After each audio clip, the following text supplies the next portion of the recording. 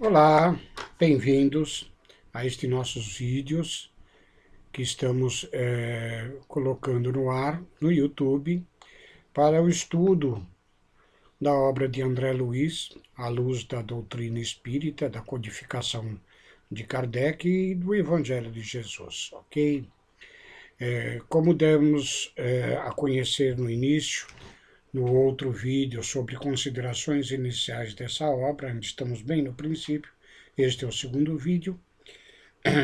Esse livro não pode ser lido como um romance, não pode ser livro como mera informação do que encontraremos no plano espiritual.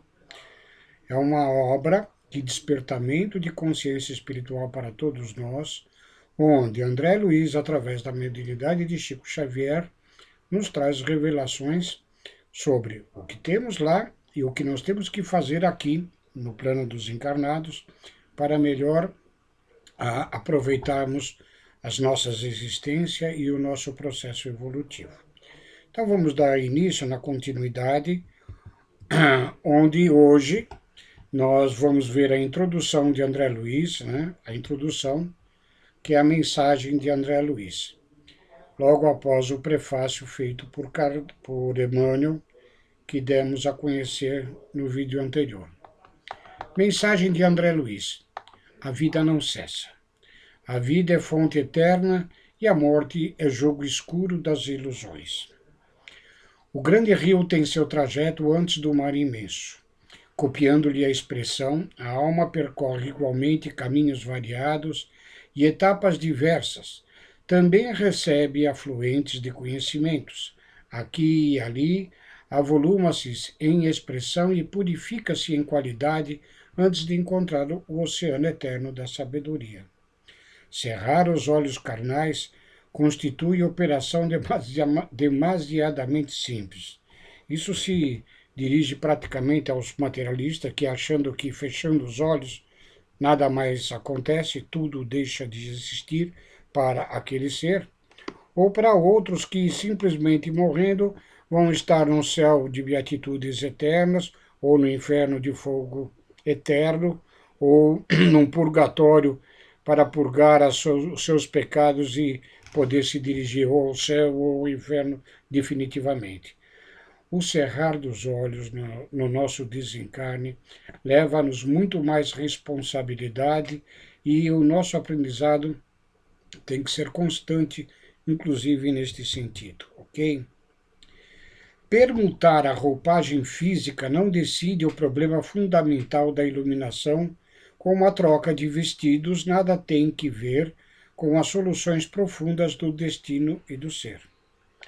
Ó, caminhos das almas misteriosos, caminhos do coração, é mister percorrer-vos antes de tentar a suprema equação da vida eterna. É indispensável viver o vosso drama, conhecer-vos detalhe a detalhe no longo processo do aperfeiçoamento espiritual. Repare, atente para o que André Luiz nos fala. É importante conhecermos-nos para nós nos desenvolvermos. Isso já preceituava na antiga Grécia Sócrates, né? Como conheça-te a ti mesmo, como processo de evolução, como processo de descobrir em nós as nossas verdadeiras potencialidades, eliminando os nossos defeitos, adquirindo as nossas virtudes para o nosso processo de evolução. Seria extremamente infantil a crença de que o simples baixar do pano resolvesse transcendentes questões do infinito. Uma existência é um ato, um corpo, tão somente uma veste, um século, na eternidade um dia, um serviço envolve uma experiência adquirida, um triunfo é uma aquisição que obtemos, uma morte é sempre um sopro renovador. Quantas existências, quantos corpos, quantos séculos, quantos serviços e quantos triunfos, quantas mortes nós necessitamos ainda? É o próprio André Luiz que, em outra obra, ele nos ressalta que nós pelo número de existência que já obtivemos, aqui na Terra nós já passamos por tantas e tantas experiências, já reencarnamos em diversas latitudes e longitudes do nosso orbe, já experimentamos todo tipo de alimentos, já falamos praticamente todos os idiomas existentes no nosso planeta, e ainda assim continuamos a repisar experiências que já passamos. Ele nos induz, então, a nossa consciência de evoluirmos, de aprender mais, e não de ficar repetindo lições do passado, ok? E o letrado em filosofia religiosa fala de deliberações finais e posições definitivas. Ai, por toda parte, os cultos em doutrinas e os analfabetos do espírito, né? Somos muito cultos em todas as formas de doutrinas, mas totalmente analfabetos sobre nós mesmos, sobre o nosso espírito. É preciso muito esforço do homem para ingressar à academia do Evangelho, do Cristo, ingresso que se verifica quase sempre da estranha maneira. Ele só, na companhia do Mestre, efetuando o curso difícil, recebendo lições sem cátedras visíveis e ouvindo vastas dissertações sem palavras articuladas, que são as experiências que nós atravessamos. Muito longa, portanto, é a nossa jornada laboriosa. Nosso esforço pobre quer traduzir apenas uma ideia desta verdade fundamental. Grato, pois, meus amigos, manifestamo-nos junto a vós outros no anonimato que obedece à caridade fraternal. A existência humana apresenta a grande maioria de vasos frágeis que não podem conter ainda toda a verdade. Aliás, não nos interessaria agora senão a experiência profunda com os seus valores coletivos. Não atormentaremos alguém com a ideia da eternidade. Que os vasos se fortaleçam em primeiro lugar. Forneceremos somente algumas ligeiras notícias ao espírito sequioso dos nossos irmãos na senda da realização espiritual, e que compreende conosco que o espírito sempre sopra onde quer. E agora, amigos, que meus agradecimentos se calem no papel, recolhendo-se ao grande silêncio da simpatia e da gratidão. Atração e reconhecimento, amor e júbilo moram na alma. Crede que guardareis semelhantes valores comigo a vosso respeito no santuário do coração. Que o Senhor nos abençoe. André Luiz. Bom, agora nós vamos adentrar na obra propriamente dita, após o prefácio de Emmanuel e a introdução de André Luiz. Nós começaremos com o capítulo 1, nas zonas inferiores. É bom esclarecer a priori que este capítulo tem deixado muitas pessoas preocupadas para a passagem do plano espiritual, no sentido de que vigorou, eu ainda não sei se vigora ainda no meio espírita, né, uma informação que não é de toda exata, ou praticamente nem um pouco exata, que todo ser que desencarna passa obrigatoriamente pelo umbral, nas zonas inferiores. Isto não é a realidade, não é a verdade. Muito provavelmente, alguém tendo lido a obra de Kardec, O Céu e o Inferno, na segunda parte do livro, no primeiro capítulo, que se denomina O Passamento, se deparou com uma instrução da espiritualidade de que todo espírito, ao desencarnar, passa por um processo de perturbação. Esta perturbação do espírito é como se nós saíssemos de repente de um estado sonolento e estivéssemos num lugar diferente do que estamos habituados e não nos situássemos rapidamente o que está acontecendo.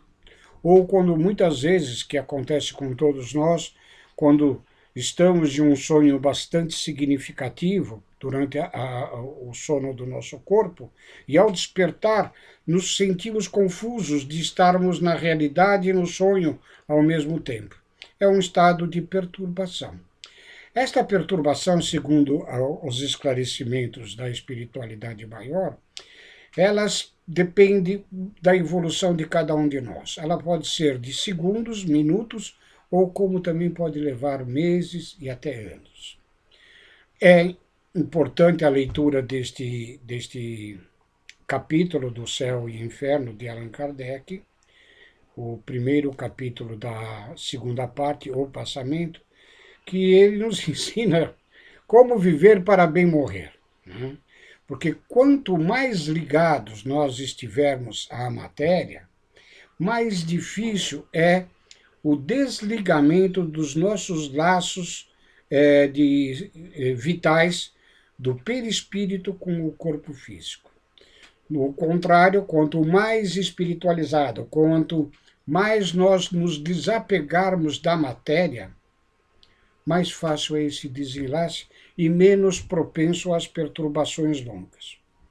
Então, entendido esse aspecto, este capítulo, que talvez preocupe muitas pessoas, que tenhamos a consciência desta nossa existência para podermos nos apresentar na hora da transição do nosso passamento da melhor forma possível. Então vamos ao relato de André Luiz, que ao desencarnar se encontrava nessas zonas inferiores. Diz ele: eu guardava a impressão de haver perdido a ideia de tempo. A noção de espaço esvaíra-se de há muito. Estava convicto de não pertencer mais ao número dos encarnados no mundo, e, no entanto, meus pulmões respiravam a longos haustos. Essa é uma constatação que, depois de algum tempo, os espíritos um pouco mais esclarecidos do seu estado de desencarne, né, que a morte não existe. Ele se sente vivo, continua vivo, como se estivesse na matéria. Desde quando me tornara joguete de forças irresistíveis? Impossível de esclarecer. Sentia-me, na verdade, amargurado duende nas grades escuras do horror. Cabelos eriçados, corações aos saltos, medo terrível senhorando-me. Muitas vezes gritei como louco, implorei piedade e clamei com o doloroso desânimo que me subjugava o espírito. Mas quando o silêncio implacável não me absorvia a voz estentórica, lamentos mais comovedores que os meus respondiam-me aos clamores. Outras vezes, gargalhadas sinistras rasgavam a quietude ambiente. Algum companheiro desconhecido estaria, a meu ver, prisioneiro da loucura. Formas diabólicas, rostos alvares, expressões animalescas surgiam de quando em quando, agravando-me o assombro. A paisagem, quando não totalmente escura, parecia banhada de luz alvacenta, como que amortalhada em neblina espessa que os raios do sol aquecessem de muito longe. Essas observações, inclusive, sobre figuras monstruosas, sobre formas assustadoras, nós, no estudo da doutrina, sabemos que o nosso perispírito, feito de material mais sutil do que o da matéria do encarnado, ela é passível de ser modelada pela vontade própria do espírito quando ele adquire o conhecimento, a evolução e o entendimento para tal, mas muitas vezes essa maleabilidade do perispírito se dá conta das formas de sentimento do ser. Então, aqueles espíritos, por demais rudes ainda, longes da escola do Evangelho de amor de Jesus, embora com feições humanas, aparecem-se como seres monstruosos, porque impera neles ainda sentimentos de ódio, de raiva, de vingança, que os transformam em verdadeiramente como monstros. Né?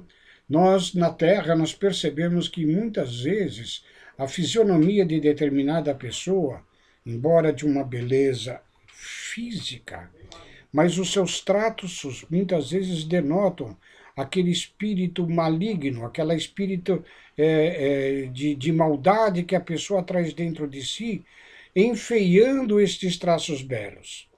enquanto que em pessoas de uma certa feiura física, quando bondosa, quando amorosa, quando gentil e muito educada, os teus traços físicos são amenizados por esses sentimentos, tornando-as mais simpáticas e mais belas ao nosso ver.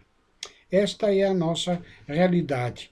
O nosso corpo físico encarnado retrata pouco a condição dos nossos sentimentos, mas o corpo perispiritual, ele, como mais sutil, mais fácil a maleabilidade dele, ele transmite com mais firmeza os nossos sentimentos. Voltemos à nossa leitura e estudo. E a estranha viagem prosseguia. Com que fim?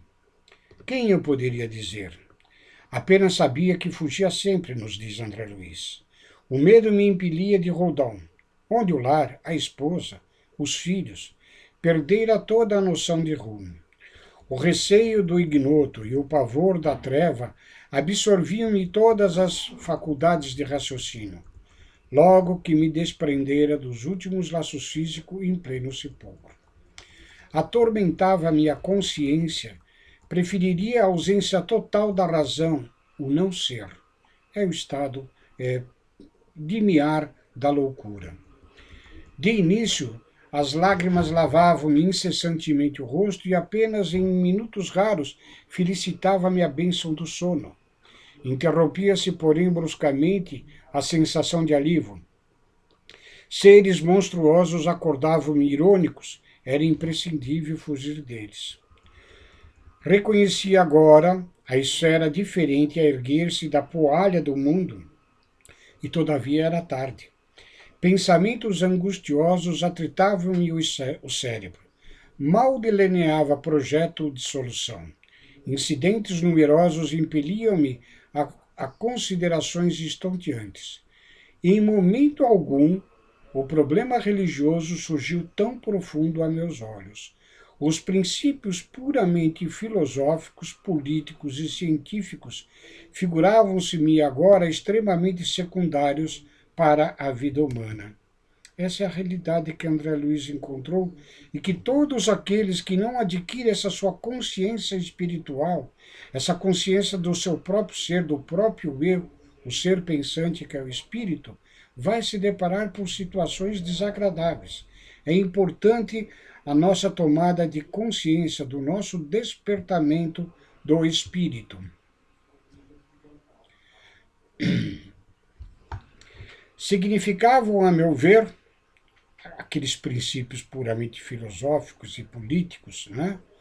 Valioso patrimônio nos planos da Terra, mas urgia reconhecer que a humanidade não se constitui de gerações transitórias, e sim de espíritos eternos a caminho da gloriosa destinação.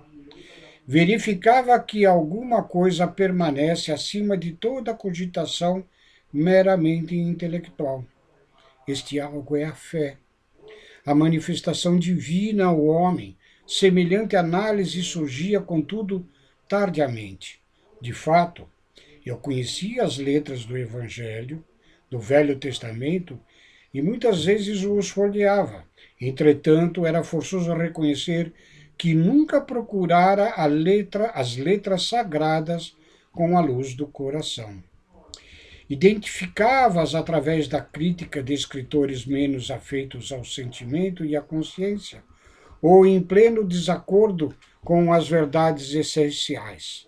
Noutras ocasiões, interpretava-as com o sacerdócio organizado, sem sair jamais do círculo de contradições onde estacionara voluntariamente. Em verdade, não fora um criminoso no meu próprio conceito. A filosofia do imediatismo, porém, absorvera-me. A existência terrestre que a morte transformara não fora assinalada de lances diferentes da craveira comum. Eu, filho de pais, talvez excessivamente generosos, conquistara meus títulos universitários sem maior sacrifício. Compartilhara os vícios da mocidade do meu tempo, organizara o lar, conseguira filhos, perseguira situações estáveis que garantisse a tranquilidade econômica do meu grupo familiar, mas examinando atentamente a mim mesmo, algo me fazia experimentar a noção de tempo perdido. É esta a tônica desta parte da lição que André Luiz nos traz, da inconsciência espiritual que nós temos. E que, muitas vezes, dentro do nosso egoísmo, de cuidarmos do nosso pequeno mundinho, dos nossos familiares, não que não devamos cuidar, sim, mas que nós devamos trazer à tona o nosso eu espiritual para maior compreensão e maior forma de aplicar o nosso eu junto dos nossos amados, é que nos faz com que, em situações como a de André, nós encontraremos sempre problemas para serem superados novamente. Vão ser reencarnações e reencarnações não infinitas, mas de longo curso.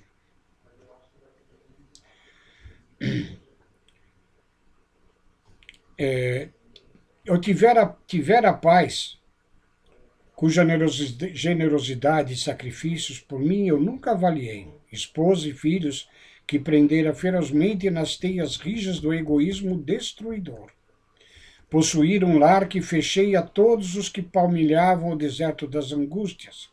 Deliciara-me com os júbilos da família, esquecido de estender essa bênção divina à imensa família humana, surdo a comenzinhos deveres de fraternidade. Ou seja, quando nós nos fechamos no egoísmo próprio ou do nosso núcleo familiar restrito, esquecendo que pertencemos à grande família da humanidade, faltando-nos o espírito de fraternidade que Jesus nos apregoou, e lembrando as palavras profundas de Allan Kardec, fora da caridade não há salvação. Ou seja, encontramos-nos então quando nos caminhos do egoísmo e do orgulho atrasamos o nosso processo de evolução. Enfim, como a flor de estufa não suportava agora o clima das realidades eternas, não desenvolvera os germes divinos que o Senhor da vida colocara em minha alma. Sufocara-os criminosamente, no desejo incontido do bem-estar. Não adestrara órgãos para a vida nova. Era justo, pois, que aí despertasse a maneira de aleijado, que, restituído ao rio infinito da eternidade, não pudesse acompanhar, senão compulsoriamente, a carreira incessante das águas. Ou como um mendigo infeliz que, exausto, em pleno deserto, perambulava à mercê de impetuosos tufões.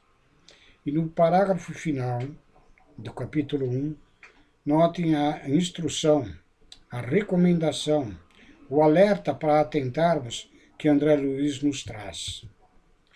Ó amigos da terra, quantos de vós podereis evitar o caminho da amargura com o preparo dos campos interiores do coração? Acendei vossas luzes antes de atravessar a grande sombra. Buscai a verdade, antes que a verdade vos surpreenda. Suai agora, para não chorardes depois. Ou seja, contido no Sermão da Montanha, nas bem-aventuranças de Jesus, este suai agora para não chorardes depois, pode ser traduzido pelas palavras do nosso Divino Mestre, né? Bem-aventurados aqueles que sofrem, pois é deles o reino dos céus. Então, as nossas comodidades buscadas pelos nossos orgulhos, pelos nossos egoísmos, nos fazem sofrer na posteridade. Que tenhamos em mente isso e tornemos-nos pessoas melhores. Não que não possamos desfrutar da materialidade da existência, pois que aqui na Terra estamos para usufruir dos bens materiais, mas não nos aprisionarmos a eles, bens, e nem a pessoas. Somos seres individuais e espirituais criados para a imortalidade. Portemo-nos, portanto, desta forma, como espíritos criados por Deus nosso Pai. Hoje ficamos com este capítulo por aqui. Semana que vem daremos continuidade no nosso estudo, nas nossas leituras, estudo da obra O Nosso Lar de André Luiz. Muito obrigado.